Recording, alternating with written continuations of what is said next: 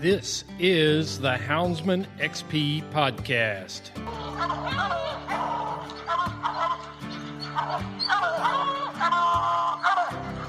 Good dog, get that bear. Get that bear in here.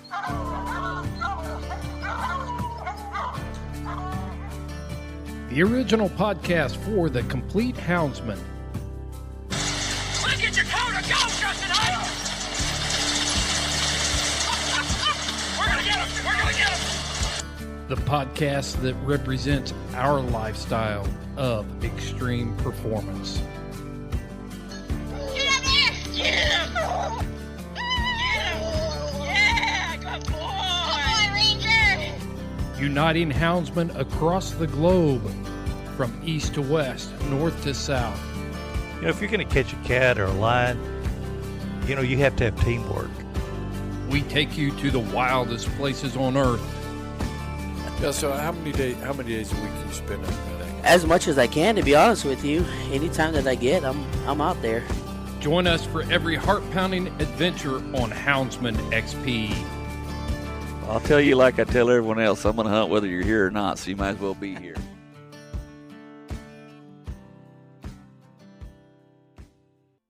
It's obvious from your accent that you're not from these parts, Scott.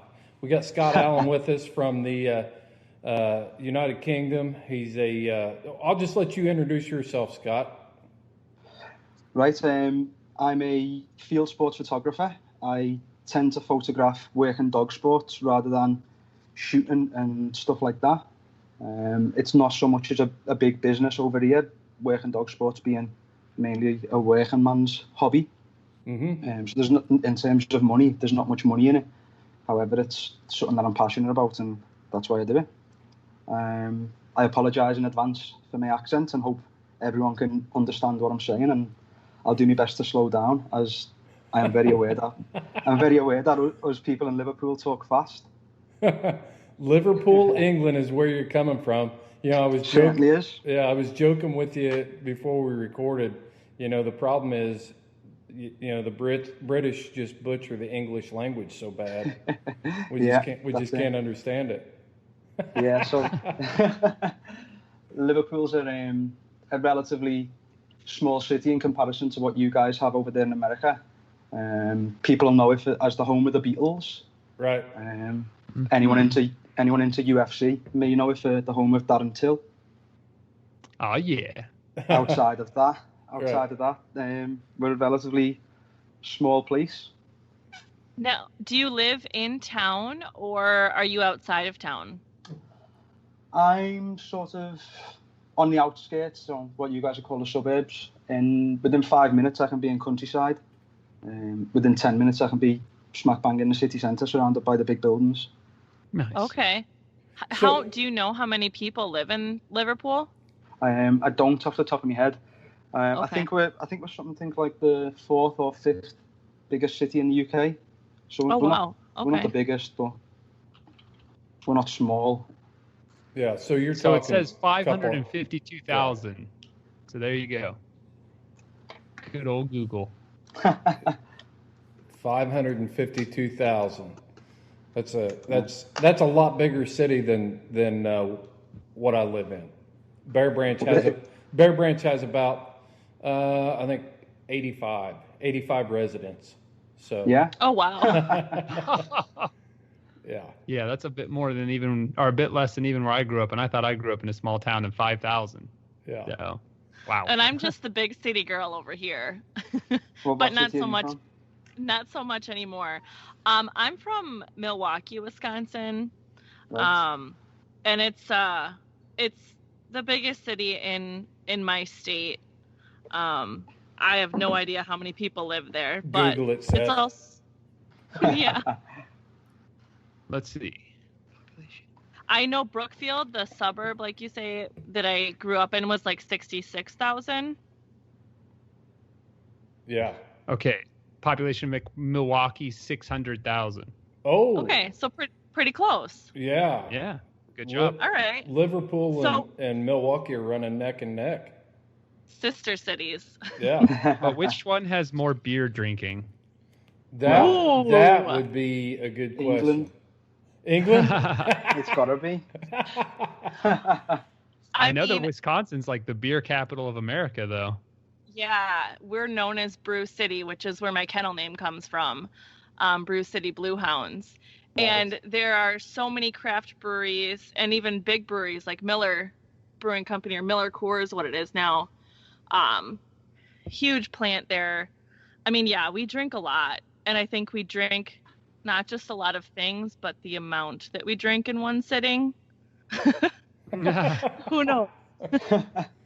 Liverpool's it's known for its nightlife in a sense. A lot of people come from outside of Liverpool just for our nightclubs and stuff like that. So we do have some sort of nightlife and drinking culture ourselves, but maybe not as big as Milwaukee. I don't know. Liverpool's known worldwide, and Milwaukee may be, but I bet you more people have heard of Liverpool than they have Milwaukee. I agree. I definitely agree. But I think we can all agree that running dogs or working with dogs is probably more fun. Yeah. Yeah. Oh. So Scott, it's a lot. You and I. Go ahead, Chris. Yeah, Scott. You and I we were supposed to record this podcast in person. We were planning on being in Nayarit, Mexico this fall, chasing jaguars, and the whole COVID-19 pandemic. We didn't really say it, but I think we all know that it's just not going to happen. Yeah, I'm completely in agreement. It was something I was looking forward to so much, and it's soul crushing to know it's not going to happen. But there's always next year. Yeah. And your purpose for going down there was to photograph because you're a professional photographer. I'm semi-professional photographer, so I actually have a day job. I'm responsible for the security for some of the biggest banks and biggest shops in the northwest of England and North Wales, like as a day job. And I just chased this career as a photographer in my spare time. And then that was the plan. I just wanted to go over there, see the blue ticks working, see how they work the Jaguar. Really, I don't think there's anyone in England who'll have seen that, anyone in Britain. So that was something awesome.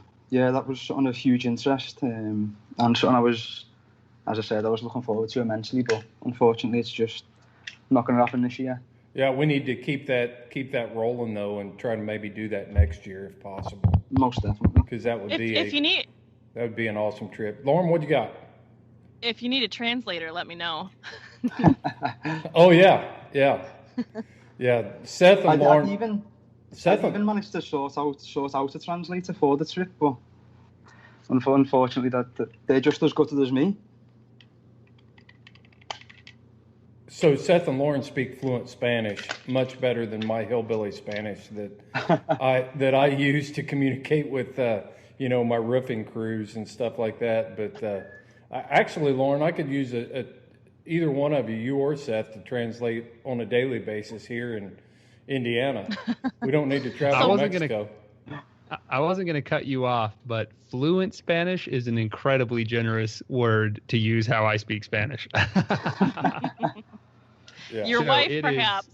It gets fluent. By. I have Spanish that gets by. You know what I mean? Right.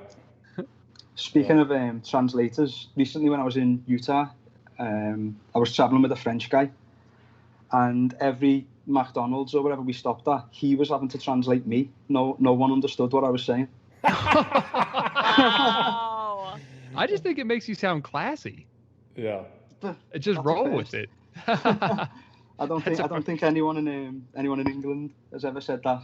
We call ourselves Scousers. We've never been called classy in terms of our accent. What do they call you from Liverpool? Scousers. Scousers. Scousers. It's not a sh. It's Scouser. Okay. It's just my accent butchering it. And it just comes from a dish we've always had called scouse. Huh. Uh-huh. Okay, I was going to ask you where it came from. Yeah, and it's just stuff. We all call ourselves Scousers. We're all proud to be Scousers. Yeah, that's awesome. I think New Mexico has a no accent or like super flat, boring.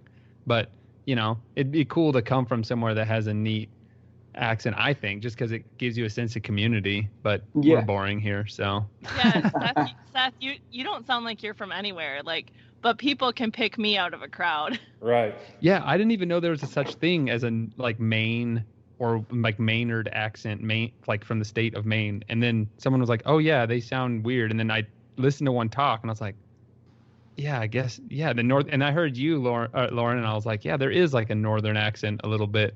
But I live in such an insular world in New Mexico that all I hear is Spanish and flat English. So yeah, I just think it's all good stuff. Yeah, no doubt. Well, Scott, the reason we're talking to you, a couple reasons I wanted to talk to you. One is the amazing photography work you do in dog sports, and you've got a Facebook page which is under your name, Scott Allan, but you've also got what's your business? So it's my initials, SA, and then it's Fieldsports Photography. Yeah. Fieldsports over here is just what we call like all types of hunting and fishing. I don't know whether you guys use the term over there. Yeah, field sports. Yeah. Field sports, I think a lot of what I think of when I hear field sports relates to like gun dogs. Yeah. Mm-hmm. Yeah, that's true. Yeah, it's a more generalised term over here. It just relates to anything and everything that involves us being out hunting and fishing. Right. So what camera do you particularly like the most? I know they suit different because I also take photography, but not at any level that you're at. Mine's a lot more rudimentary, but it is what has allowed me to eventually make my way to this seat right now where I'm talking to you. Yeah. What kind of camera do you use? I'm currently shooting with a Canon body, EOS R, and then I've got that paired with various different lenses. Mm-hmm. That EOS R is really nice. Yeah, it's fairly new out. I'm thinking of upgrading it to the next one. The only thing I've found with it is it's not the best for the action photos. But they've just upgraded it to one that maybe seems to be a little bit better for the action photos. So that's certainly something that's playing on my mind and thinking about doing that. Do you think it's just because the shutter speed isn't fast enough? Or it's definitely the frame rate. I think I have around about 6 frames per second. I can go up to 12, but you suffer in terms of your tracking ability on what you're focusing on. Mm-hmm. So that's why sorry. No problem. My bad. Lauren's I was using the Nikon D. Lauren's a pretty good photographer as well. So as soon as you're done, Seth, I'd like to hear what Lauren has to say too. She takes some amazing photos. Yeah, I was just going to add that the Nikon I'm using has a really fast shutter rate, and I use a 75 to 300 mil action lens with the like vibration reduction, which really allows me to capture those really high speed dogs and really nice. I have some really I can't believe how smooth they came out because I'm also getting pounded by a buggy in a lot of those. And so I think I got lucky with the Nikon on its action setting. I'm a brute. I'm just using the action setting auto. It just does it all for me. It's kind of hard to do on the fly. And it's kind of hard to do all the manual settings when, especially me, I have so many changes in light and things. Yeah. I kind of run the same setup as Seth, and I'm getting good pictures with decent light. But I'm not having really good luck in low light situations like in the evening or even at night. So that's where my struggle is. Yeah. Well, what camera body are you shooting with? Just a Nikon D3500. And same lens as Seth. And it's difficult because if you want the right lighting, you've got to be ready to pack all that in to the tree, and you don't know when you're going to be running to the tree or how long you're going to be able to stay there because we're handling dogs, making sure the bear doesn't come down when we don't want it to come down and stuff like that. So there's so much to prepare for that I'm not savvy about it. I'll tell you that. It's the trying that counts. It's the being out there and capturing the memories that counts. Right. True. Right. my wife, she was really adamant about bringing my camera out for years. And because I big game hunted a lot before I got into coursing. And I was like, it's just something else you got to pack and blah, blah, blah. I started taking the photos. Finally, I relented. I feel sacrilegious going out in the field without my camera now. Like, I mean that with all my heart. I look at those pictures every day. And it's just I scrapbook, which is kind of something new I've never done before. But I look at my scrapbook all the time. So the camera is amazing. And so I really respect when there's someone who's a super high level photographer like you that's actually art behind a camera instead of, I feel I'm just kind of dumb luck and I'm kind of accuracy by volume, if you know what I mean. I'm just taking hundreds of pictures and only like 10 are really good. Well, I appreciate them kind words. I wouldn't say that I'm a super high level by any means. I look at my photos and I pick them apart. I can find so many problems that I want to improve on it every time I go out. Well, we're all our own worst critic. Yeah. And that's what Photoshop's for. I want to circle back around to this scrapbooking that Seth is doing. I was going to say something, but you can go ahead, Chris. So are you like in some kind of scrapbooking club or anything like that, Seth? So what I typically like to do is put on my dress and my monocle. And I like to just sit down with like a nice book club, like a NPR, fresh air in the background while I, no disrespect to NPR, I love NPR. No, but anyway. No. Where do you get your crafty parts from? Like, do you go to like Joann Fabrics or? Exactly. So I like a lot of Hobby Lobby action. Yeah. Are you serious? You know do what? You do that much? Do you like put these little frilly borders around pictures and stuff? No. Okay, every listener listening trying to diss on Seth Hall right now, I'm going to put a picture of my scrapbook on this episode. You can see it, everybody. It's a very masculine scrapbook. Sure it is, yeah. Like, can't you just say, like, I like putting photo albums together? Yeah, no, that's all it is. It's photo albums with descriptions, so when I look back on it in 35 years, I'll be like, yes, that was Pronto, and he was very powerful. Like that kind of stuff. Right. So, pretty much, yeah. Anyway, yeah. I was a little hesitant to say that on air, but I'm a man. I'm gonna stand by it. That's all right. Hey, it's your it's your dress. You wear it however you want. I don't tend to do a scrapbook as such, but I do like to print off and put my favourite images up on my wall, especially from trips like to Utah and places like that. I sort of see it as my trophy hunting. You know, I get to go over and I get to be a part of this. With dog work, it's not about the final kill, who pulls the trigger. You know, for me, it's about being out and seeing the dogs work and working them dogs. And regardless of who it is pulling the trigger, I'm still part of that hunt and I still want my trophy. And for me, these images that I take home and I put on my wall, they are my trophy and they serve the same purpose in 30, 40 years' time. When I look at that picture on the wall, I'm still going to remember everything about that trip. Right. Definitely. Yeah. And more houndsmen are like that now, Scott. You know, we've treed, I don't know how many bears we've treed this spring and summer, but we haven't shot a single one. We've shot several with the camera, and that's just part of it. You know, that's as rewarding as you record your hunt. The memory is what you take away from it. You know, and when you have that photographic image that you can point back to, and that's pretty cool stuff. So let's shift gears a little bit and let's talk about hound hunting and particularly, Scott, the types of dogs that you personally have and the things that you're hunting. I recently saw this big epic photograph of several rats out there, so laying out. So let's talk about some dogs that you're hunting and the types and things like that. Yeah, so currently myself, I've only got a lurcher at the minute, and he's a Saluki greyhound crossed with a deer-hound collie greyhound, basically.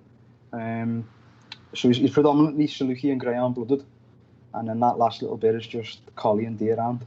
Mm-hmm. He's now, what is he? He's now 7 or 8 years old. I hunted a fair bit with him when he was at a younger age, but as he's getting on, and as I need to put more time into my career and stuff like that, I'm not hunting him as hard as I probably should do.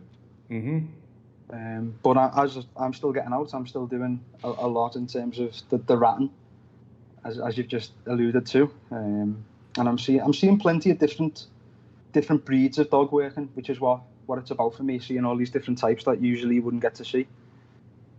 So on that particular day, which you just mentioned, we had out Bedlington Terriers, we had Sporting Lucas Terriers, which you might not be familiar with over there. We had Plumber Terriers, again you may not be familiar with them.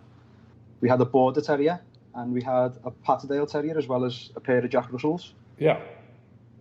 So and of course my lurcher, who may I add does not like ratting one bit. He tends to just stand there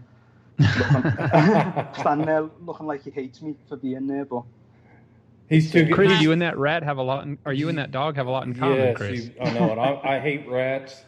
I've got a big long story about all that. I've told it on another podcast, but me and your lurcher would be standing back watching you guys catch rats, that's for sure. I'd be down there. I've got a friend that got 3 Patterdales, and one of them's named Rhonda. And those things are crazy. Yeah. They're so intense. It is like a 50-pound dog in a 10-pound dog's body. Yeah. Not even. That's a good they way of are putting it. so feisty. Yeah. I've seen a lot of different breeds out, like ratting. Without doubt, the most hardcore, the most flat out from the off, the ones that are still going at the end is usually the Patterdales. I've seen some good plumbers too, though. They're actually here. I've seen them in North Texas.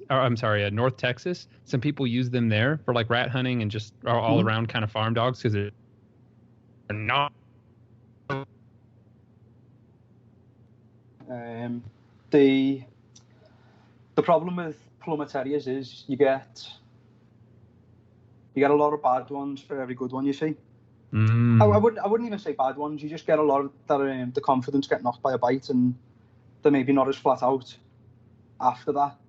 You know, I've been fortunate to see a couple that are flat out from the first minute to the last. One on that trip took a nasty bite, which I posted a picture of. Not the actual bite, but a picture of the bitch herself on my Instagram. Yeah, you're not going to see Patterdales backing down very much from a bite. I've seen those things take, I haven't seen it personally, but I've seen the aftermath of some pretty intense duels with prey, and they don't care at all. Yeah, they're so gnarly. Yeah. I've only gotten bit by a field mouse, so these rats that I'm looking at in these pictures look pretty big and pretty gnarly. Yeah, some of them are huge. Some of them are the same size as like a size 10 shoe. And that's before the tail. So yeah, some of them can be pretty big. And we're in some pretty dirty places. You get some nice places like farm contracts where it's just under cow feeders and like nice little places like that. And then you get some nasty places where it's serious waste tips. See, that's the part that I can't, that's the part that just makes my skin crawl. I'm not really a germaphobe. I can go, I grew up on a farm and stuff, and that's just part of life. But you start talking about human waste and garbage and stuff like that, that's where the diseases come from, and that's just not me. So were you ever able to watch that Mike Rowe Dirty Jobs TV show then? Oh, yeah. I don't have any problem with that. It's just that rat makes his living right coupled there. Coupled with rats. That's just nasty. Yeah. I'm amazed. I watch a lot of videos online about the Plumber Terrier like swarms hunting the rats. I think Severn Valley Ratters has a bunch of cool videos on YouTube. Yeah. And those guys, they get down with a lot of dogs, and it looks like a lot of fun. If I go to the UK, I want to ferret. That would be very fun. I'd love to go ferreting. And I also want to just see a terrier swarm hunting rats, because I think that's super cool. Seeing as them two things are literally pretty much the only things we can do now with dogs, No, that would not be hard to organise. That's the mainstay of our dog work now. And then there's been, like you were talking about, there's been lots of restriction on what you can do in the UK. And is it true that e-collars have been, electronic collars have been banned as well? I'm not entirely certain on that. I couldn't tell you 100% surely. I know people are still using them. I know they're still available to buy online. Okay. So that to me would suggest maybe not, but I wouldn't take my word for it. Well, I know coursing is essentially banned, except for I think is in Ireland still, and Spain obviously still courses a lot, but I know in Ireland it's still going, and that's a shame. That's a real shame. I would have to move. there's a different outlook to the law in America to what there is here. So, like when I've been in America and you guys follow the law and your laws are so sensible and they make so much sense, and as a result you've got so much wildlife. Over here, just in 2005, just overnight, law-abiding dogmen just became criminals, and like anything, you'd have a passion, and if someone just all of a sudden says to you what you've been doing all your life is now illegal, it doesn't just stop. You know, you don't just stop. It's still very much going on. It's just go on. Sorry. Underground. Yeah, it's underground, and the unfortunate result of that is a lot of bad rumours get spread about it. So now, when people talk about coursing, it's spoken about as if it's some big money, organised crime, gambling event. When in reality, it's just a gang of men out watching dogs do what dogs do. You know. Right. And nobody seems to interfere with that. It's an unenforceable law in a sense, because the farmers want us there. We want to be there. The farm workers want us to be there, and there's no one on the farms but farmers and farm workers. So once you've got permission and you're on that farm, who else knows? Yeah. And that's how a lot of it goes on. So I got a question for you. I was your cross, your hound has an interesting cross, and what did he primarily focus on in his prime? Did you do hair coursing with him? I've done, if it was legal. Oh, right. Right. I've done pretty much the full spectrum of quarry here in the UK with him. No doubt about it. I'm sure he would have took to it very well. See. Right. I mean, he would have been a natural. Yeah. Sounds like a really good cross. I mean, sounds great. My interest primarily is on the edible quarry. So rabbits, hares, deer. But I've done the teeth. So I'm sure if it was illegal, I'd have done the teeth. So foxes and the other stuff. But unfortunately, it's not. So we'll never know. That's what I love about Europe, is that you guys have a really rich tradition of eating like hares, basically. No one eats hares here. Nobody. And I'm like, in Europe, this is a delicacy. What's the difference? Yeah. Now, I've seen jackrabbits when I was in Utah, and I've seen our hares, and they are very similar. I think our hares are slightly bigger in terms of how they look in person. They are. They're a little heavier. Yeah, sure. I couldn't say I've tasted jackrabbit, but I do thoroughly enjoy hair. Me too. I'm still waiting to try rabbit for the first time. So you've never eaten like cottontail rabbit? That's amazing. No, I know. Well, and I'm actually going to a farm when I get home to learn about how to raise meat rabbits. There you go. So I'm probably going to get into this before even trying it, because I know it's going to be good. Right. It's super good. Yeah. So, Scott, do you think like kind of the whole thing in the UK is that they've approached kind of hunting differently than we have, where in our view, hunting is conservation, and that's how we manage populations and ensure that, you know, there are the right amount of each type of species and things like that. And maybe it just wasn't managed correctly, and that's why things got shut down? I think without doubt, if we were doing things differently, if we'd have done things differently, then we would still be doing things. You know, we've hunted otters to extinction in the UK. We've hunted boar to extinction in the UK. We've hunted beaver to extinction in the UK. They're all now being reintroduced slowly. We've hunted pretty much everything to extinction. You know, wolves, the most things to extinction. I don't know how we would do things differently, because I don't think the American hunting model, as much as I admire it and I thought it was fantastic while I was out there, I don't think it'd work over here in terms of public land and stuff like that. Mainly because we have certain areas in the country. So if I wanted to go out and get a big number of rabbits, I'd go to the Yorkshire Dales, and that's everyone in England knows that that's where the rabbits are. And when you go to the Yorkshire Dales now, even though it's not public land, you can't drive along a road without seeing 2-3 ferreters. So if that was public land and the rest of the country was also going there for their rabbits, it would just be, it wouldn't be known for big rabbit numbers, if that makes sense. Right. Yeah, definitely. We're not as fast. So it's like the respect level is kind of at a different level too, and you know, you might not have people respecting bag limits and things like that. You think? Yeah, without doubt. We don't have bag limits as such. We can go out and we can kill whatever we want as long as it's within season. So that there's nothing stopping us in that sense. You know, where I'm from, Liverpool, we're sort of say like half of our border is the sea, and then the other half is just land that gets poached by all the young kids who don't drive. You know, we all.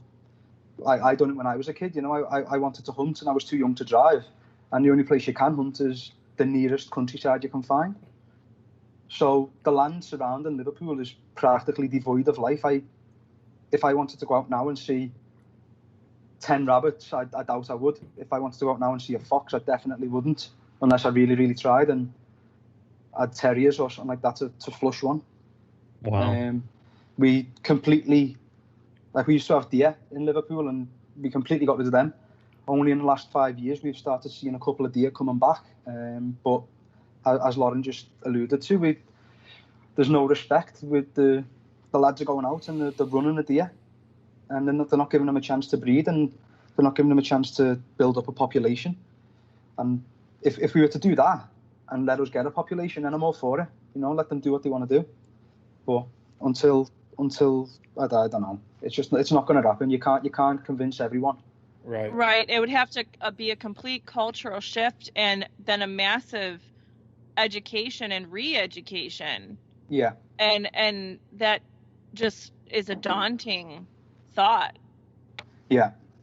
If I want to do any sort of hunting in England or in Wales, I can't stay local. I have to travel. And I've been doing that ever since I learned to drive at 17.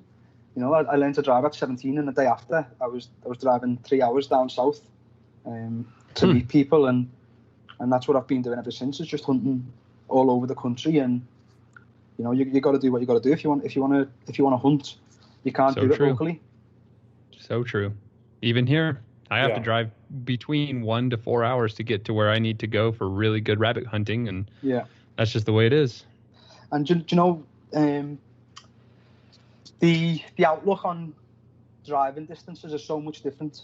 Like here in the UK, if I say to someone, I drive 2 hours to go and hunt a load of rabbits, they'll think I'm insane. Whereas because of the vastness of America, I know full well 2 hours is, you don't bat an eyelid at someone suggesting 2 hours. Yeah, that's just a country lane drive there. Yeah. Well, that's even different in different regions of the United States. You know, here, people regionally here, when they start thinking about driving 2 hours to go hunt, I mean, they think, well, I'm not driving that far. They just that's a long way for where I live.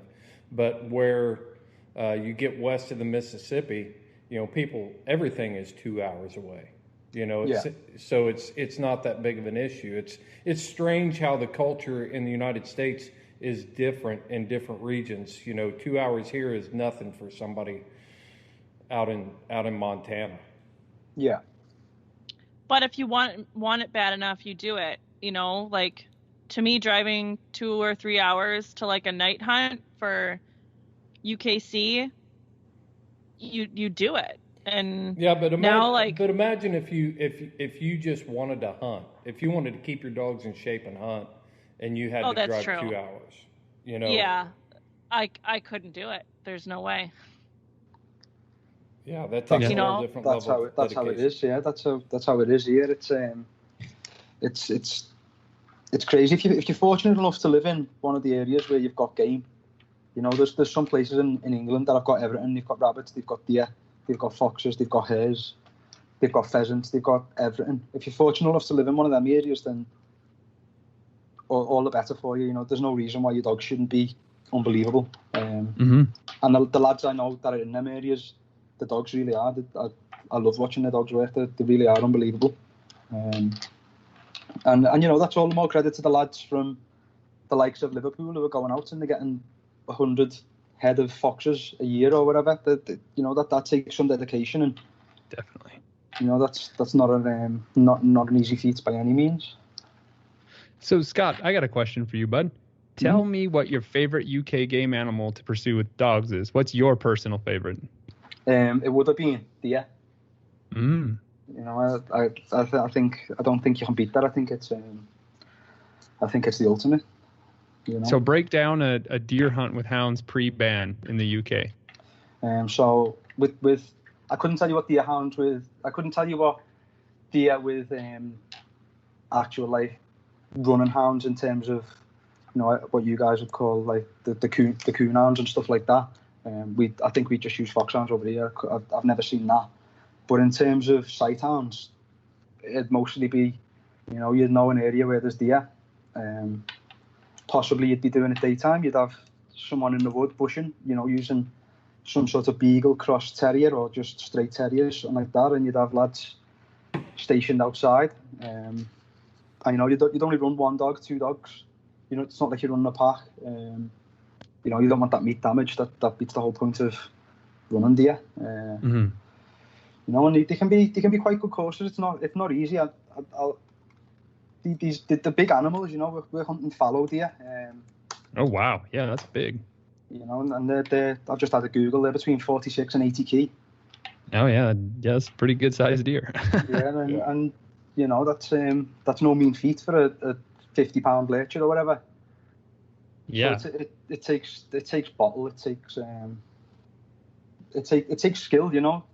Definitely, and I mean, well, what's the country like? So you have a combination of like sheep paddocks or like fields with surrounding woods, and so it's like kind of a patchwork of fields and woods. I'm just trying to build a mental image of what a deer course kind of looks like. Interestingly, deer don't tend to mix with sheep, so unless there's no sheep in the sheep paddocks, it's not often you'll get them in there. So most of the time it's arable land, so crop fields, stuff like that. So you'll have a couple guys and a dog, a small dog or two, walking around trying to flush, put the deer up, or like get it running. Yeah. And then there'll be guys stationed, like I'm guessing, right outside of the woods where the deer would cross and come out, ready to shoot. Not shoot. They'll be positioned where they're expecting the deer to come out from. And you know, they'll let the deer get to. They won't let the dogs go as soon as the deer runs out of the field, out of the woods. Slip the sight hounds. The deer will just turn back and go straight back in the woods, and you know, no one wants to be running sight hounds through a wood where they're sticking up sticks and all manner of dangerous obstacles. So you'll let them get a bit of leadway, and then you'll, as Seth said, slip the sight hounds. That's awesome. I'd really like to see that. Where is that legal in Europe still? I believe it's still legal in Ireland where the caution's legal, but I believe it's frowned upon. But regardless of whether it's frowned upon or not, it's still legal and still happening. That would be so sweet. I'm not sure whether it's legal anywhere in the States, is it not? I think you can do it in Texas for exotic deer. So like axis deer and fallow deer, you could do it, but the problem would be trying to get them into the open. You know what I mean? They're going to be in like thickets, and you could drive them out. That's a good. I need to go to North Texas and try to make this happen. Yeah, some other states that you can pursue deer with hounds or dogs would be some of your southern states. Mississippi still allows it. Virginia, Carolina. I'm not up to date on all of my. Florida. Yeah, you can still deer dog. Yep, you can still deer dog in Florida. But then you're not talking about side hounds. You're talking about sin hounds because it's so thick that a side hound's basically going to be pretty ineffective in those areas. And what we would have been flushing these deer from is going to be a lot smaller than the sort of ground you guys are going to be trying to flush deer from. We're talking like 100 yard by 100 yard square patches of woodland. You know what I mean? Whereas you guys are talking miles and miles and acres upon acres of trees, you know. So it literally is like a patchwork. It's almost like a checkerboard. Yeah, our fields are nothing compared to what you guys have got. Our fields are like 50 yards, 100 yards, 200 yards wide. And then you've got a hedge line and you've got your next field. Wow. That is so different. Yeah, I mean, here we're coursing on one of our pastures we course on is 19 kilometers by 11 kilometers. Yeah. So it's huge. And I mean, 10 miles by 7-8 miles, something like that. Yeah. Anyway, so that's a whole different ball game. That was one of the main things I noticed when I was in Utah was just how the likes of the blue-tick coonhounds and the red-tick coonhounds, they're just, as much as I like them, they would not be suited over here because you're letting them dogs out and we're driving 3 miles to the next track where you can get to the other side of that. And, you know, we've got 100 yards before you've got a road. You know, so you've got dogs running across roads that aren't as quiet as these tracks that you're hunting in Utah. That's so really interesting. We're talking about how small this patchwork is, and you know, dogs that could be running. Okay, let's say like even ratting dogs. Mm-hmm. How would you call a dog off its quarry and stop the hunt when you needed to? Why would you want to do that? I was going to say you don't. You can't. Oh, that's a good, awesome answer. That's not happening. Okay, I'm just wondering, some people have managed to do it with sight hounds. I've never wanted it from mine, just purely because if a dog's willing to stop, then it never really wanted it. In my opinion, it really doesn't get to like an unsafe, like, oh, that dog's coming to the road and there's potential traffic. We without sounding like any sort of bragging, the dogs don't like. We're not choosing slips next to main roads. We're not choosing to run our dogs in busy areas, and you know, our quarry shouldn't really be getting out of the field that we're running in. Nice. You know, if you're running Salukis, then you know you'll know yourself, Seth, and how well they bend the quarry. Yeah, they're really good at that for sure. Yeah. And, what would be the average speed of a vehicle moving down a rural road in Wales? That might be a key to what we're talking about here. 60 mile an hour, but you'll probably get one car every 5 minutes or whatever. And these courses are going to last not anywhere near that. Mm-hmm. Yeah, they're short. And you're also assuming there that the dog's going to be on the road for that 20 seconds that car drives past. Not even that 5 seconds. It's only a 100-yard field.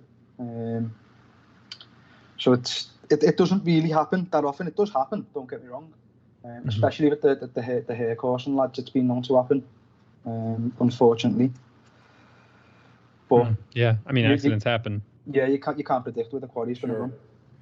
Well, you see here, you know, people with coonhounds that there was just a guy posted on social media a nice hound that was struck by a car not too far away from here. So it happens here too, and it's not something that happens every night, but it's something that does happen. So I've got a question. So you've mentioned a few times that in Ireland it is still legal to course. And run coursing dogs. So how difficult is it for you to go to Ireland from where you're at?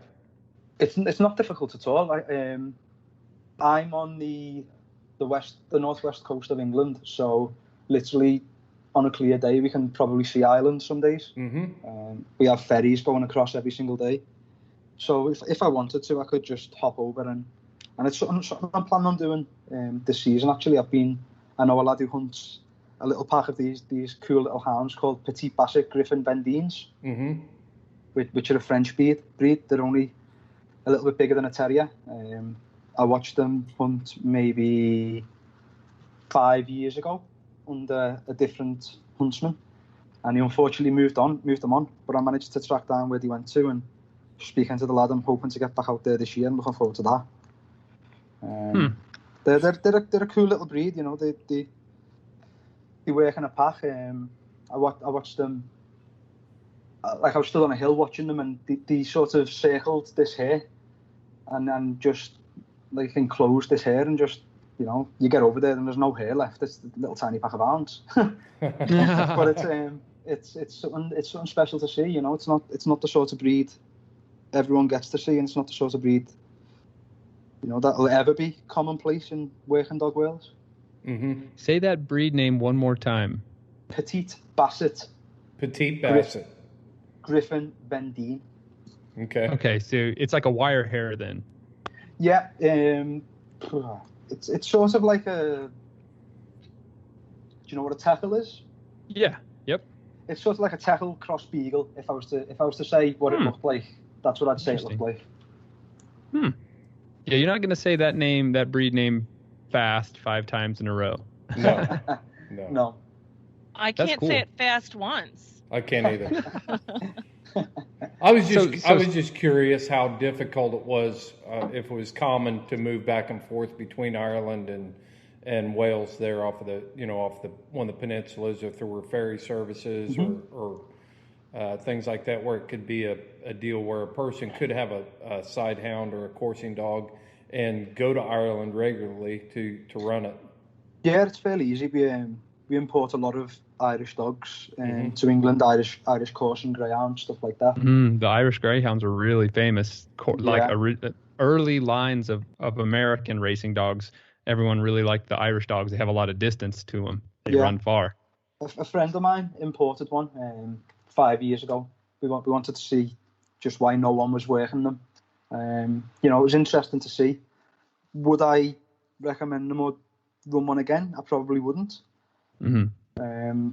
Just because, you know, a greyhound runs like a greyhound and a lurcher runs like a lurcher, or a staghound runs like a staghound, as you guys would call them. So, whereas you've got these staghounds that'll bend quarry and, you know, use the brain and think about what they're doing. You let go of a greyhound and it just runs as fast as it can at the quarry. The quarry turns. Definitely. The greyhound overshoots, and then the greyhound just repeats over and over again. Yeah, it's like they don't so we call track bred dogs here in America, we call them hot bloods, and nobody hunts with those. Well, few people do, but they're just not good at hunting. They're too fast, like you said exactly. They just blast after it at full capacity, overshooting every time. And when you overshoot a hare, it's going to gain a huge amount of ground getting away because they're so agile. Yeah. That dog has to cover so much ground to get back on its tail, and they're not known for their superior endurance either. That's why, as you guys call it, bending, I guess we'd call it tailing here, but like Salukis and Greyhound and Saluki crosses are so much better. They're masters at bending quarry like that, and it's beautiful to watch. It's beautiful to watch. We in regards to Salukis, we call it boxing. So, you know, they're trying to keep it in a small little box out in the middle of the field or wherever, and you know, I do like watching the Salukis do what the Salukis are bred to do. There's a gentleman I run with, an old gentleman, and he says when you get a pack that's really boxing in a hare nicely, you should be able to throw a blanket over the entire pack right on its tail. And so that's a kind of the goal. How big's the blanket? Well, I'm going to say for my hounds, it's going to be like a twin size, but maybe for other people, it'd be like a king size. I'm just kidding. Yeah, you just want to, whatever. Seth, come on now. Mine would be baby sheet size, like a bassinet. There you go. Baby blanket. I'm talking a big game over here. My pack, well, we need something a lot bigger. Lot bigger. But yeah, I had never heard the term hot blood and cold blood dogs until the podcast with Scotty. Oh, you hadn't heard it from me even? Oh, you No. surely heard it from the Sidehound geek Seth Hall. You had. You have to Well, have heard that. I explained it in my podcast. So, Lauren. Okay, well, I tuned it out. I guess I tuned it out. Yeah. Yeah. But my question is, I know when a dog's running, you want the least amount of equipment on that dog as possible. Yeah. But has anyone ever, like, and Seth, you can answer this too, has anyone ever put like a GPS unit on the dog so that you can like really actually like take a picture of that actual track that they ran? Go ahead, Scott. You can answer, and I'll answer from the southwestern perspective. Over here in the UK, they haven't. That's not something really anyone over here in terms of dogmen's interested in. You know, I've seen a couple of videos of one of our big TV channels, Channel 4, recently ran a film about travellers, and they put a GoPro on a lurcher that was catching deer. So that video, even though it's illegal. That's what I was just getting ready to say. It's illegal, and you got a news station doing a story about it. Yeah, apparently it's okay if you Channel 4. Yeah. But yeah, they done that. They videoed that. But that's all I've seen really. It's no one's really interested in. Yeah, What I happened guess after the fact, other than what they remember of it and whether the dog ran well. Yeah. I guess you can see the picture of what happened in your head and you've got that memory. But sometimes for me, like after a long bear race with like just one of my dogs, I like take a picture of the GPS to remember exactly what happened and to see like the cool parts where like other dogs made a loss and she was able to take the track and stuff like that. A lot of what you're doing now is out of sight. Right. Well, assuming based on what I see. It is. All of it. Yeah. So, you know, if you want to see your chase, then that's the only way of actually seeing it. Whereas a lot of what we're doing, it's in the same field in front of us. We're watching the entire thing, like, you know. That's what I was gonna say. Yeah, you guys are doing it on a good speed dog keeps them beat down right in front of you, and you guys are running on small, like you said, 100 by 300 acre fields. You can see the whole race. Wow. So, Well, and Seth, like knowing you and your memory, like you can be like, oh yeah, Pronto turned it 3 times and then they caught it.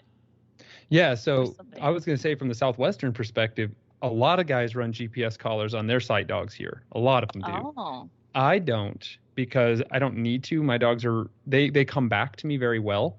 But if you're running in heavy cover, if you're running in an area where there's lots of fences and your dog buggy or your truck is going to get stopped, it's nice to have that insurance on them that if they go running after, say, a rabbit and they go under 2 fences, take off through a creek, come out the other side, and they're, you know, a mile and a half away from you, they're disoriented now. Even if you're honking or you're yelling or whatever, if they're on their way back to you and they see another rabbit, they're gone and they're going to go in that direction now.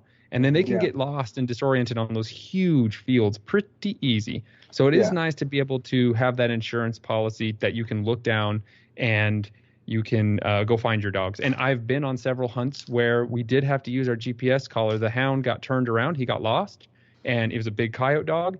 And he was going the wrong way, and he was leaving the town, and he was running looking for us, but he just couldn't. He was going the wrong way. He got turned around, and we caught him 5 miles later.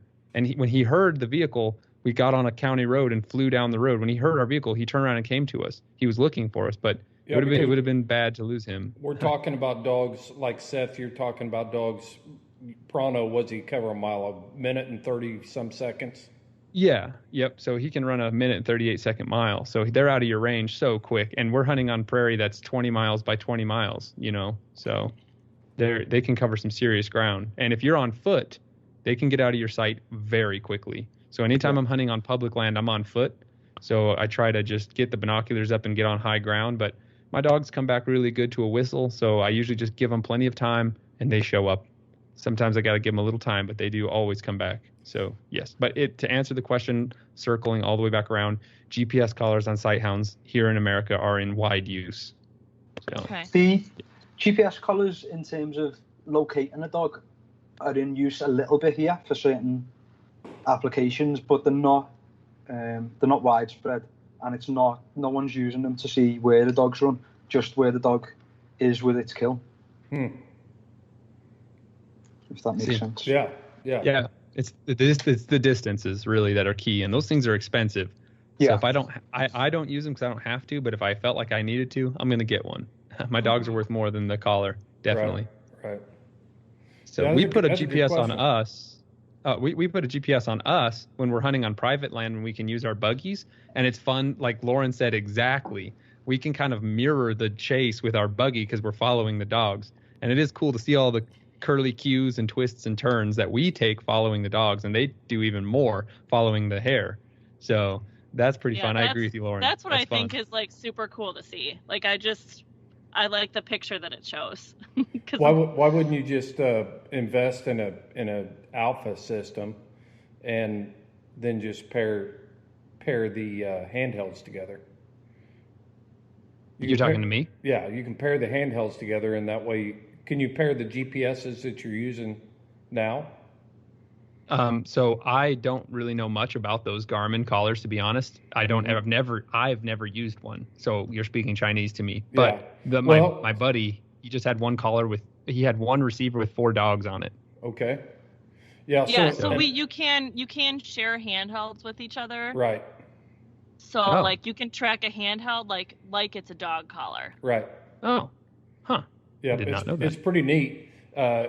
Because when you pair up everybody in the group and somebody has to go in on foot, you can see where they're at. And you can also track their dogs and different things like that. So, yeah, it's a pretty neat feature to have there. It'd be a good investment. I use my Alpha handheld even when I don't have a separate GPS that I use while I'm deer hunting or out west. I just use my Alpha all the time. So same. I use my 320 when I'm doing other things in the woods besides hunting. Yeah. And then because I'd lose the Alpha, so I lose a lot of things, and I'm like, that's one thing I can't lose. Yeah. Scott, you're talking to Lauren, and Lauren, what's the sign your mom got you? Mother of all chaos? It just says Mother of Chaos. So, okay. Yep. I'm a mess a lot of the times, really. But in the end, I always figure it out, and I learn lessons from that, and I still get on. So there you go. So what's the? I haven't tracked it, Scott, but what are the travel? Are there any travel restrictions between here and the UK? Are there? No, all I need is an ETSA or an ESTA, and that's valid for 2 or 3 years and costs me 14 English pounds. That's it. Oh wow! So I literally, when I came to Utah, I got one of them 2 years ago. Travelled over, wasn't stopped at the border, walked straight through, and then when I went back this year, my same ETSA was valid, and again just walked through. What about do you need a visa for Mexico or Central America? I've not looked into it. Very possibly would do. I know when I've been to the likes of Australia and stuff like that, I've had to have visas.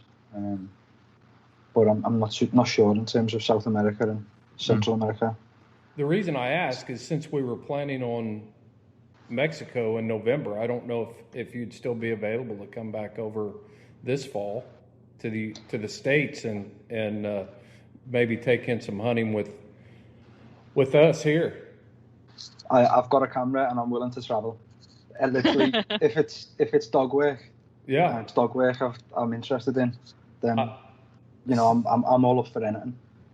Seth, you and Scott ought to trade some information there, and that's what I was thinking. Yeah, sidehound, 2 sidehound guys, coursing dog guys. You guys could really have a blast down there in New Mexico. Scott, you're gonna love it, bud. Definitely something I'd be interested in. So I got a question. What were you up to in Utah? I think I know what you were doing. Yeah, I was. We were dry ground mountain lion hunting. I was with a descendant of Smoke and Bert Emmett, Tyler Bowler hunting, Tyler Bowler Outfitters. Mm-hmm. Gotcha. Had a great time, to be honest. The hospitality there was second to none. Thoroughly enjoyed seeing the hounds work. That line that he's had all the way down from Smoke Emmett, running the same blooded dogs. And it's just interesting to be able to speak to someone who's 3rd, 4th generation, and all the stories and that sort of thing. It's just seeing the vastness of what you guys are hunting. You know, that opens your eyes to just what there is out there when you're used to these 100-yard, 200-yard fields, and then round every corner you've just got another incredible view. It opened my eyes because I just hunt little farm patches here. I mean, big compared to what you're hunting, but still little. And then when I get out to New Mexico and the Navajo Nation, when we were out there in January, I had never seen anything like that before. Yeah. And I couldn't believe how much life there was as well. We're seeing 200 deer just next to the road. Not just one herd of 200 deer, 10, 100 yards up the road, 10, 100 yards up the road, 10. And I can't just go out and see a deer. You probably wanted to photograph every single one, and then you realize later you're like, wait, this is a dime a dozen. Yeah, that's exactly what happened. I took a photo of a few, and then thought, what am I doing? Put my camera away, and then next minute you drive around the corner and there's just I think it's mule deer they have out there, was just stood in this opening just staring at me, and it couldn't have been more photogenic, and my camera was in my bag. Right. It's okay, Scott. The first time I saw mule deer, I was taken aback too, and I wanted to take all the pictures. Yeah, they're so beautiful. They are. They're so beautiful. Intriguing. So that's all we have here. So I love mule deer are my hometown deer, and we do have a very healthy population. Scott, if you come out here, I'll take you around as a wildlife biologist. I get the hookup on lots of knowledge of where they live, and we'll see African oryx and mule deer and Persian ibex and all kinds of cool stuff. Not to mention we'll run some dogs, and I got some private property friends that let us use our buggy, so I'll strap you in on the buggy and we'll see how you do at 50 miles an hour hanging out the side of the buggy for pictures. I'll hold you to it. Yeah. You need a racing harness in that thing, no not kidding. just And any a kind of helmet. regular seat. Yeah. Nah, you're fine. Well, yeah, that's only definitely something that I'm interested in. It's something I've put thought into before. I've long had an interest in running even coyotes with staghounds, and I've thought myself to get the photos that I want to be getting. I'm probably going to have to be hanging out the window with these pickups that these guys are driving to get low enough. Yeah. We need to plan a winter trip. Okay, so after the first of the year, we could get him hooked up with Scotty Williams to chase coyotes with his staghounds. He could see, and then we could drop down into Cotulla and pick up a hunt with Shorty Gorham, and spend a few days over in your country, Seth, and run your sighthounds as well. Yeah, that'd be one very long loop. It would be, but it's not that. It's a long loop for you. I've been to Montana 3 times this year and getting ready to go again on Monday. So very true. Very true. There's a lot of coyote hunting with sighthounds here in New Mexico too. So Scotty, I already know Scotty. He's going to be totally in, and we'll make a good loop, and we'll see lots of dogs running, because I got friends all over in the western United States that we could add into that loop if we ever could make time. But you guys someone needs to do my work. You know what I'm saying? I think we could manage a week trip. That'd be sweet. Yeah. I would love it. I actually know someone in New Mexico, I think, who invited me out to go and run staghounds with coyotes, even with staghounds. Who's that? He's very private, so I'll maybe send you his name after the fact. Gotcha. But yeah, I did have an invite out there that I was hoping to get over there and do. Well, you got one now that's not so private. So you photographed a lot of different working dogs. Yeah. It's probably hard for you to say a favorite. There's always something new that you get to see. But what's your top 3? Without doubt, favorite dog I've seen is a Wheaten Terrier. So I'm not sure if you guys are familiar with them. Yeah, they use them as pets here. Yeah, so they're effectively they're a pit bull in long fur. Mm-hmm. They're a furry pit bull, and they were bred to go down a hole and draw out a badger and kill the badger down the hole. And I was fortunate enough to see that in Europe. And that's there's some power in them animals, and It's quite breathtaking to watch. Yeah, a badger is so tough. Like, wow. Can you imagine? Go on, sorry. So we see the badger holes and everything up here, and I'm like, man, wouldn't that be so cool? And I'm like, I mean, not digging for a whole day, but then the end result would be so cool. And then people are like, yeah, you don't want your dog getting in a fight with a badger. It's our state animal as well. So Yeah. So I went to France, and we just on a badger digging trip. So we were using Patron terriers. You let them go. They go down the hole. Over in France, it's illegal to use, like a locator collar. So what you guys may know as like an avalanche type of collar for locating people in avalanches. Mm-hmm. It's illegal to use them over there. So they're using all traditional methods. I'll get a picture over of them doing that. So what they're using? Go ahead. Sorry, Scott. No, so go ahead. What they're using is they're specifically using dogs that bay rather than dogs that'll mix and dogs that'll fight with the badgers. So they're only breeding from dogs that'll go down the hole and just bark at the badger, bark at the badger, bark at the badger. And then above ground, they're using a listening stick, effectively. Yeah. It's just a long metal pole with something you can rest your ear on at the top. And, I had a go at this, and you put your ear to it, and it sounds like you're in the tube. And, wow. Yeah, that's so cool. It actually ended up being 2.4 meters deep. And this stick itself is only 3.5 foot long, and you're only putting it in the ground 6 inches. Whoa. That's so cool. Yeah, and then to locate the tubes, they're using divining rods in the same way you would for water. So you literally hold the divining rods the way you're meant to hold them, and as you're walking along, they cross as you cross across the badger tubes. If that makes sense. So that's crazy. You can locate the tubes if you wanted to. You could completely map out an entire badger set. And it's just because they're using dogs that are baying rather than what would have been used over here, which would be dogs that are willing to, have a go at the badger. They're still pull them out. Well, not even pull them out. Just go down there and bite the badger and get bit, and bite the badger, get bit. They're still allowed to do it because none of their dogs have got any sort of scarring. Whereas you see these dogs that are being found as being used for illegal badger baiting over here, and they've got no chins, they've got missing teeth, they've got no noses. Wow. And that's a large part of why it's illegal. Yeah. I think if we'd have adopted them sort of rules where we'd have just banned locator collars and we'd have just went down the route of Europe, then without doubt, well, not without doubt, but I personally believe that we'd still be doing it here. So do you just pluck the dogs out when they have the badger bayed, or do you have to dig the badger out? I don't get what's the 2.4 meters digging down, and you It's how far? It's 2.4 meters. Oh my goodness, that's so deep. Yeah, that's not just 2.4 meters deep by 2 foot wide. You're talking 2.4 meters deep by 2 meters wide. The hole's got to be. That's what I said. Digging all day does not sound fun. Wow. No, my gosh. I enjoy it, but it's I wouldn't do it as my main hobby. I don't think I can't fathom.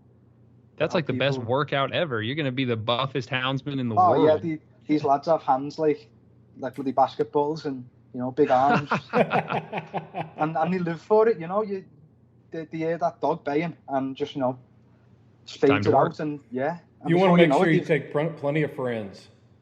Yeah. Well, in France they actually have hunting teams.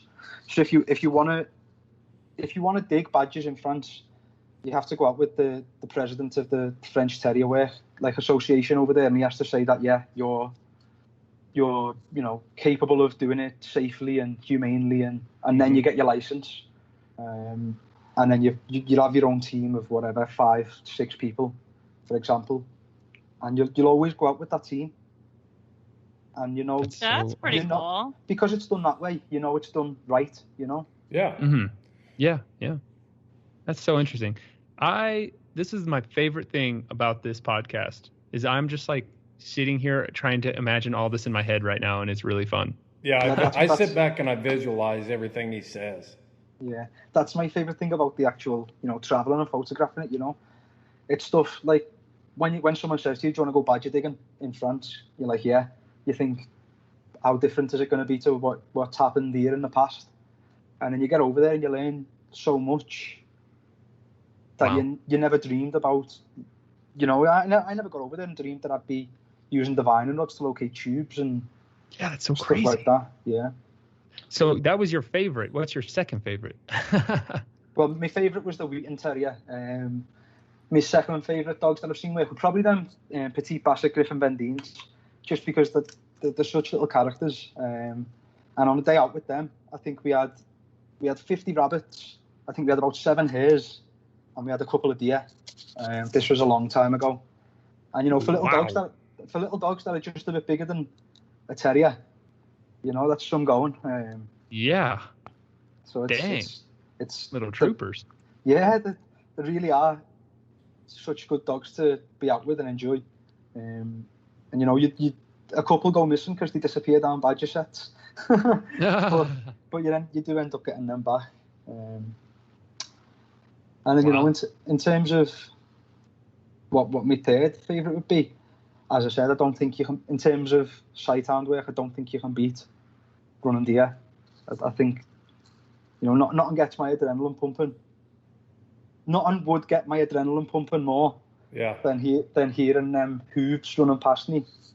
Oh yeah, that'd be so sweet. With just one single-handed lurcher behind it. I think that's a test of a dog, and I like that. So if a dog Lauren. were to do that, I mean, when you're coursing something, you're taking that animal down. From what I've learned, is that lurcher or staghound taking that deer down? Yeah. So a young and experienced dog, most of the time will try and just grab whatever they can grab. But the more a dog gets experienced, the more they develop a knack for it, a skill. And eventually, a good dog will learn how to trip the deer up using its nose, using its teeth, on the back legs, and the deer will fall and then, straight on the throat. Okay. Lauren, I have lots to show you. You're going to learn how tough these dogs are. They are I'm not super saying they're double not tough. I just never knew, how that worked. It gets a lot of stick as well, people saying that people are just doing this and then they're just standing around letting the dogs just chew on this deer that's in pain. That could not be further from the truth. In reality, what's happening is the dog's dropping a deer. Within seconds, their owner is over there, and they're killing the deer, they're killing the deer humanely, they're killing the deer efficiently. The deer hasn't been shot and left, and, mortally wounded, left to run on. Sure. It might be more efficient than even some hunting over here where, a deer gets lunged and, goes for however long. That's it, yeah. And it happens, you get these people who purely shoot rifles and they get on the high horse, or lurchermen this, lurchermen that. They shouldn't be doing this, they shouldn't be doing that. The meat tastes different because of the adrenaline, blah, de blah. You get a good dog, obviously there's people in the game who are in it for the wrong reasons, and the dogs aren't the best, and they get there and the video and the deer being mauled by a dog, and that isn't ideal, and they're the sort of videos that make it out, and they're the sort of videos that crucially do so much damage to the sport. Yeah, but we talk about that a lot. Yeah, the lads who are out there doing it properly, and getting over there and killing a deer straight away and gutting the deer and taking the deer home, and it's no different to the guy who goes out and shoots the deer. Ultimately, it's the same goal. They're both enjoying the hunt for what the hunt is. Literally, the only difference is one man's passion is that he likes watching dogs do what dogs are bred to do, and another man's passion is he likes to stand a mile away and pull a trigger. We are real careful. We talk about this a lot, Scott. As far as a hunting community as a whole, we kind of pigeonhole ourselves. We say I'm a bow hunter, or I'm a deer hunter, or I'm a rabbit hunter, or I'm a houndsman, when really we're all hunters, and we've got to bridge those gaps in this hunting community if we're going to continue to protect it. And we have to be able to be objective about the way another person chooses to hunt. And we can't, like you put it, get on your high horse and think that my way's the best way. We have to find the common good in all of it and celebrate hunting as a whole community rather than just getting tunnel vision on what we do. And then I call it elitism. You know, we get elite, we become elitist with the way we hunt, when really the way I hunt is the foundation of why I'm hunting is no different than the way somebody else hunts. So we have to be very, very careful. And it seems like that, I think it's getting much better as far as the perception of houndsmen. And I think some of that, I think it's going to continue to get better when you hear, we get a lot of people listening to this podcast now that aren't necessarily houndsmen, but we'll get correspondence back and forth. You know, hey, thanks for putting this podcast out, or, you know, stuff like that. And it kind of opens their eyes, people that aren't necessarily houndsmen. So, Well, and he also mentioned, you know, there's guys over there that are posting videos of stuff that shouldn't be posted, and, you know, we try not to do. It's not just videos. There's just so many idiots in the lurcher game. There's no other way of putting it. You know, there's lads going out, right? And, like, they're killing stuff they shouldn't be killing, and they've got public Instagrams and they're posting the pictures on the public Instagrams, or they're going on public Facebook groups and they're posting the pictures on public Facebook groups, and that literally serves no beneficial purpose to anyone. It's only negatives, and we get a lot of flack from the antis as it is. You know, I do my utmost best to not post anything that could be used in a harmless way, in a harmful way even. You know, we're only allowed to hunt rats and rabbits, and I only post pictures of dead rats and rabbits. You won't find anything else other than, you know, game birds and pigeons or whatever on my Instagram. Because I'm very aware that whilst I haven't got a massive audience, it's an audience nonetheless. And for me to just assume that antis aren't watching me and monitoring what I'm doing, it'd be ridiculous. They monitor everything. You know, there was finish your thought there, Scott, and then I got one. But equally, these idiots who are posting these pictures, you know, they're essential, because if the police are going to go after anyone, you know, they choose the easy target. Right. Yeah. My thought is, okay, so there's this video that's been floating around on social media of these two Hispanic boys that club a lion, okay? And I've seen houndsmen on different hound groups here rise up and say, you know, this is unethical. We shouldn't be showing this. Let's not show this video. You know, anybody that would kill a lion with a club, blah, blah, blah. You know, they're taking exception to that video. But I've actually gone in and looked at some of these people's profile that have made those comments, because I can be a lurcher like that, you know, and go check them out. And they'll have videos of stuff that is just as damaging. But the thing that I took notice of, for one thing, these two Hispanic boys that are doing this, those aren't hounds. They're probably their dogs, their stock dogs cornered this lion, and now they're killing it. We have no context of what was going on outside of that, you know, 30-second video, and yet houndsmen are sitting back passing judgment. So my message is, think about the people that have absolutely no experience with hunting with dogs and what they think about everything you post on social media. And that's the thing that jumped off the page at me when I started looking at this and reading this. I was going to write an article about it or talk about it on the podcast, but, you know, we're trying to pass judgment in a different culture, and we don't know the context of which that lion was killed like that, and yet we think it's okay. Well, my dogs are just doing what they're bred to do. I ought to be able to show this. We have to be able to be objective about this and think about it. Yeah. I don't know what it is, but I just don't have any sort of inclination to show anyone what I'm up to, really. I don't mind showing rats. I don't mind showing. You're pretty safe with rats.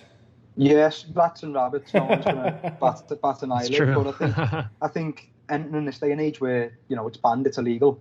I think if you're posting pictures of you stood with a deer or you stood with a fox or whatever your game is, then there's not another. It's for no other reason than to pander to your own ego, and all it does is damage you for everyone else. And there's everyone else looking at it. The ones who aren't from a similar mindset, just kind of, but be gutted by it, feel let down in a way by these lads who are fellow hunters, fellow dogmen, and they're just letting us down. And we may not be able to ever change an anti-hunter's view. They're probably always going to be that way. But there's the people that really aren't educated on any of it and aren't anti or aren't pro, and that's who we need to influence or Exactly. just the neutral crowd, the crowd that doesn't feel one way or another about it, but the way we present ourselves can help them develop either a positive or a negative opinion of what we're doing. They're the ones that are going to carry the day at the polls to elect officials and make decisions. It's not going to be the 5% of us that are out there hunting. It's going to be that 85% of the people that they just don't want it thrown in their face, and and you guys like the Houndsmen, you have the the official organisations representing you, but like here in the UK for like the dogmen, the lurchermen, the houndsmen, whatever, there's no one. It's literally every man for themselves, and we have to be thinking about what we're posting and what sort of light we show ourselves to be in. When they banned hunting in 2005, thousands upon thousands of people all marched through London in protest, and it made no effect whatsoever. So we don't need, hunting's never going to come back. It's never going to be legal again. It's, I think the government would see it as a backward step in the UK. I genuinely do not believe that it'll ever be made legal again. Yeah. All we can do is try to keep what we've got. Right. And we're not going to do that if we just keep posting negative images. Right. Right now, it sounds like everything's pretty passive, as far as enforcement on this sort of stuff from the conversation we've had. But if people want to be, like you put it, idiots about it and throw it up in people's faces, I can tell you that the government is not going to be passive on it much longer. It's not so much passive. They're very much investigations. There's very much lads' houses getting raided. DNA evidence being taken off shovels. DNA evidence being taken out of dogs' mouths to see what these lads are being killing. Wow. wow. Yeah, they are enforcing it. That's so crazy. Okay. However, for the large part, like, whilst it's being undertaken, it's not enforceable because the police are in numbers in the city. No one's hunting in the city. Right. People are hunting in the countryside, and there's not big numbers of police. The people who are driving around in the countryside understand the ways of the countryside. They understand why people are there. They understand what they're doing. They understand the need for the people to be there. So it's just that it's not an enforceable law until after the fact. And then once someone's neighbour doesn't like them and they give the police a phone call or whatever, that's when it becomes a problem. Okay. That puts a different light on it then. I was misunderstanding kind of the whole perception of it. Mm-hmm. But yeah, it's definitely a law that they do take seriously and they do act on. Which is a shame. But at the same time, have you ever thought about relocating to the United States? Oh yeah. If the right job came up, I'd without a shadow of a doubt, I'd be gone. The freedom you guys have got over there to hunt, you can literally do anything you want. Boar, deer, mountain lions, bear. Right. There's so much. I'd be doing everything. I couldn't help myself. Oh yeah. New Mexico's a houndsman's paradise here. I mean, there's so many things to hunt here. It's awesome. Whereas just over here, we've got the rats and the rabbits, and like it might sound like a bit of a bit of a tale after what I've just said, but I don't hunt anything illegal anymore just because You know, I've got a career where I'm responsible for the security on such big contracts where I cannot have any sort of criminal record, and as such, I do my best to stay out of trouble in all aspects of life. Sure. And I can't afford to risk being out running stuff just for 30 seconds of pleasure.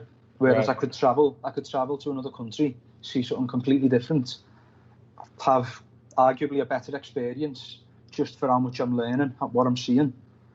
And I'm enjoying that more.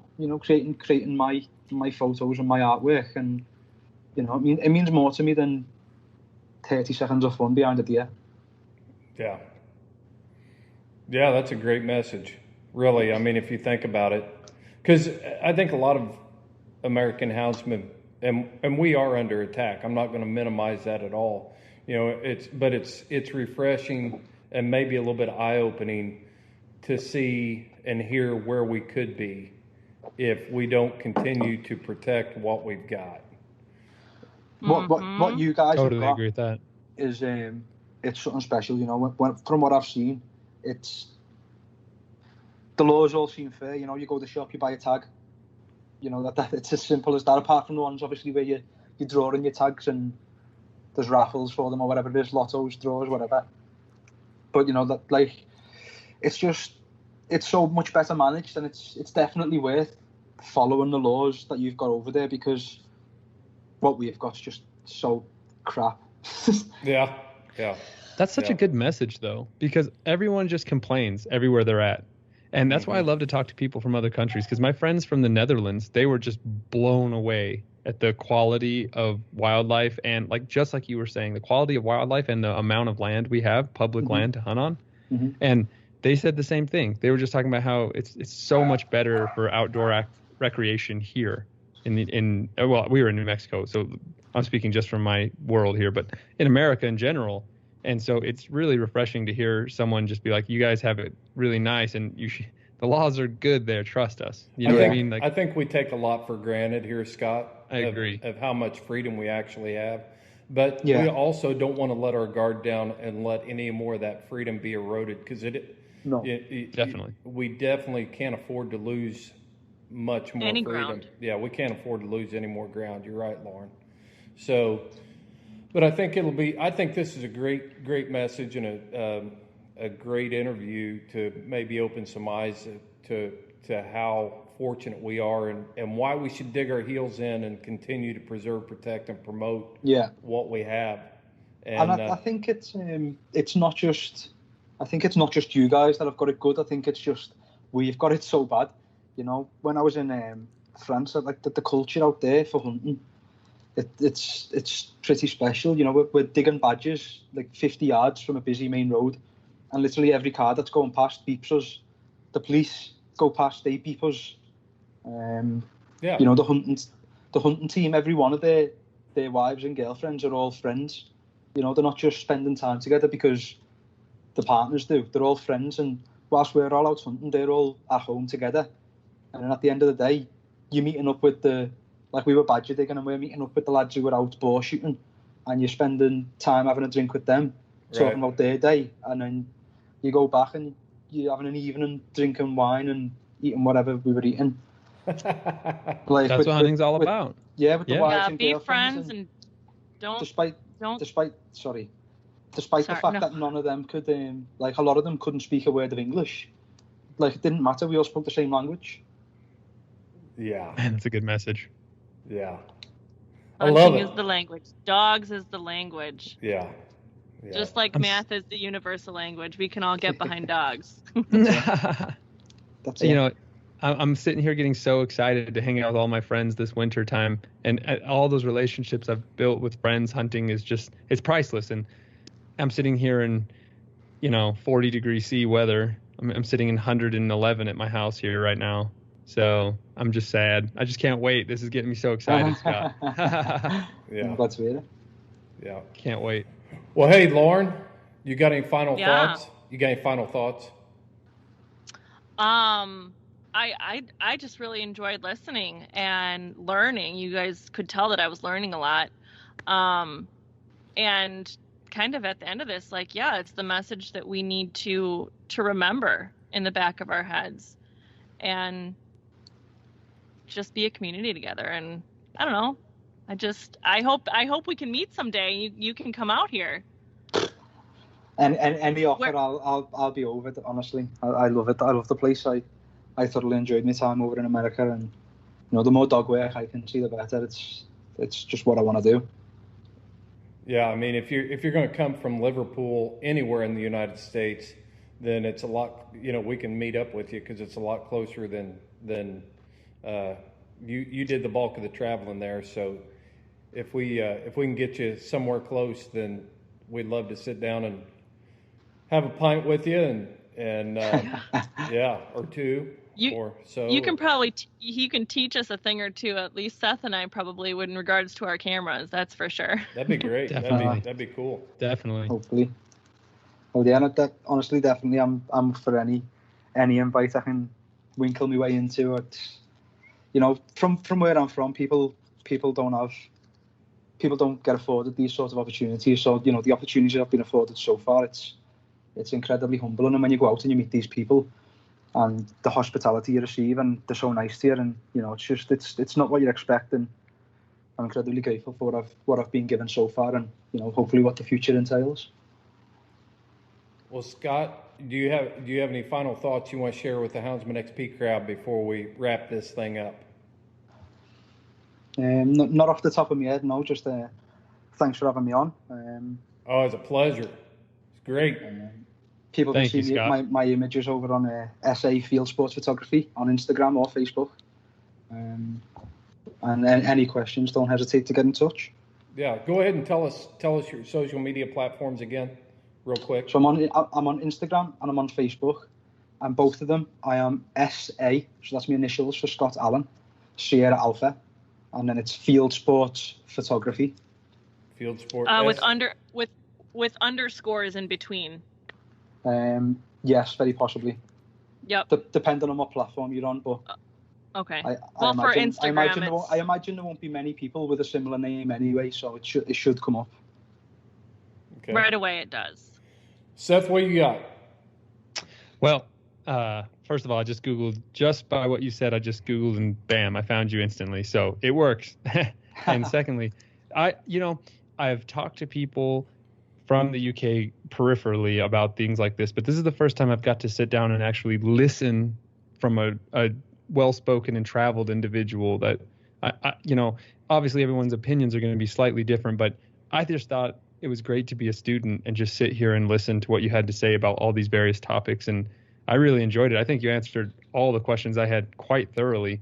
And I just really appreciated your worldliness and your opinions about just hunting ethics and things. But anyway, I guess I don't have any final questions. You did a great job answering anything I would have thought of, but I really look forward to, if we can all meet one day, that'd be awesome. Pretty much a lot of things Lauren said, I was going to say the same, so I'll keep it brief, but man, I've really enjoyed the heck out of this, Scott, and I hope we can stay in touch, bud. Well, many thanks. I hope I haven't done a disservice to the lads at home listening from, the lurcher lads. I hope I haven't done anything harming or anything like that, but, I appreciate your words, and hopefully I will be over to see you. I definitely very much like it.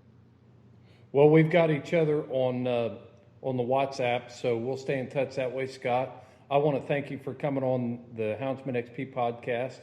And do you listen to the podcast over there? I do, yeah. I actually, your first ever episode, you released either the day before or the day of the date I was traveling over to Utah to hunt mountain lions the first time. So I downloaded that and listened to that on the plane, and I've been listening since. Great. I thought you were. So you know how we wrap up every podcast, right? Yeah. Okay, you want to close out the podcast for us? So you run your dogs. And that's how you close it, isn't it? Help him out, Lauren. Help him out, Lauren. All right. We're gonna turn out some lurchers here, and I don't know, I've got this new one. Not sure if it's gonna take it out, or maybe they'll bump another coyote, but you'll follow your hounds and I'll follow mine. Great. There it is.